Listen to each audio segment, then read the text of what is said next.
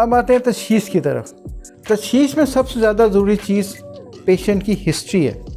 अगर ये primary dysmenorrhoea है तो उसमें पहले ही पता लग जाएगा, जब से मखसूस अयाम शुरू हुए थे तो दर्द उसके साथ साथ ही चलती है। और सेकेंड डिस्मेनोरिया के अंदर चूँकि कुछ अर्से बाद दर्द शुरू होती है, इन दोनों की तशख़ीस के लिए जो नहायत कलीदी रुकन है हिस्ट्री के बाद, वो अल्ट्रासाउंड है।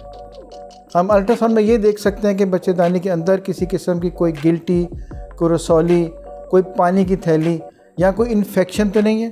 और बाज़ औक़ात हम बच्चेदानी के अंदर IUCD या वो डिवाइस रखते हैं जिससे प्रेगनेंसी में वक्फ़ा किया जाता है। अगर वो अपनी जगह से डिसप्लेस हो जाए, हिल जाए, तो वो भी शदीद दर्द भी कर सकती है, वो इन्फेक्शन भी कर सकती है।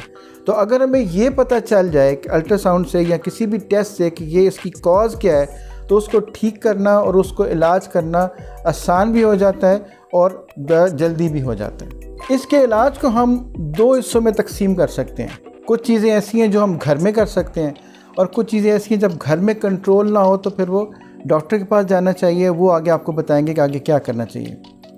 घर में सबसे पहले तो ये कि रेस्ट करें उन दिनों में।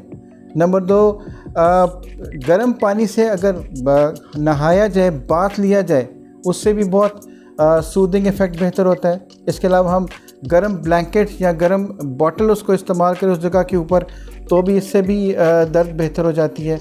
पानी का इस्तेमाल अगर ज़्यादा किया जाए, कैफ़ीन, कॉफ़ी इस्तेमाल कम की जाए, तो इससे भी ये दर्दें बहुत बेहतर हो जाती हैं। और अगर इन तमाम चीज़ों के बावजूद अगर आराम ना आए तो फिर आप डॉक्टर के पास जाएं।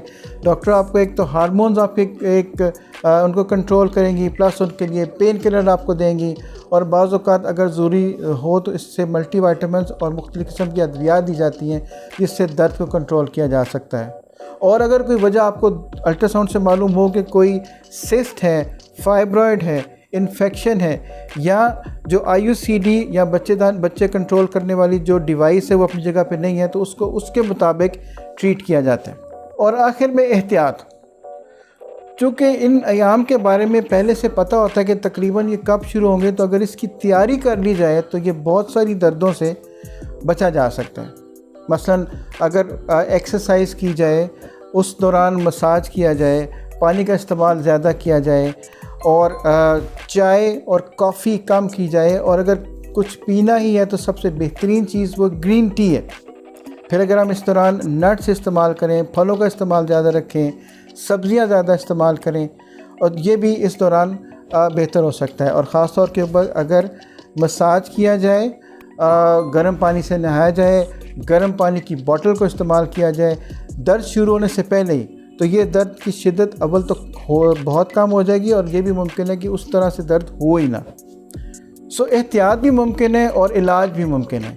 तो इस दर्द से घबराना नहीं चाहिए। अगर आप इस दर्द को डिस्कस कर रहे हैं अपने डॉक्टर के साथ, तो इस दर्द से बचा भी जा सकता है और इसका इलाज भी मुमकिन है।